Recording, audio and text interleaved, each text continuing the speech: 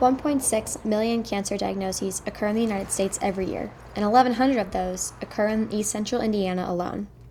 Little Red Door provides services for 1,000 clients every year, allowing them to serve a large majority of the people in the area. Unfortunately, the organization was one of the 90% of small businesses who were hacked in the past 12 months, a statistic Stellar Blue Technologies reported. Executive Director Amy Fant worked with several nonprofits who came to their aid to support the organization, because they still had a job to do and a community to serve even in a crisis. Local support was what pulled them out of the mess. So the first response of our community is, who would want to do this? Who would want to do this to a small agency that takes care of cancer patients? Why would they want to do that? And who exactly would want to do something like that? Scott Jordan, the founder of Deltec Solutions, said that a lot of money-making operations like Eastern European and Baltic cartels are responsible for these attacks. However, it was impossible to trace who attacked Little Red Door.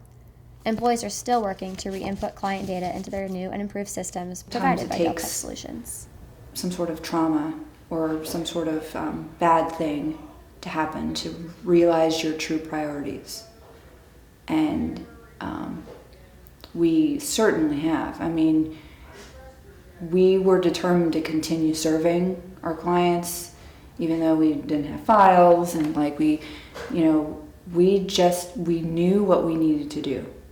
Little Red Door receptionist Diane Rinker is fighting breast cancer, and even in the mess, the organization continued to put her needs first. Working at Little Red Door, I had heard patient stories, so for me going through this, it wasn't quite as scary.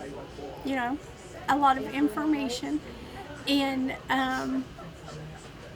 we know what all they, that they can do, and it helps now that I'm going through it to talk to these patients and let them know they're not alone. The road to recovery hasn't been easy, but Little Red Door has found that the community is their motivation. Being a victim to hacking has not stopped them from providing support for those in need of it. Support system between family and friends, and I think that makes a difference, because if I'm having kind of a low day, that's when I get a call. Nobody knows I need that.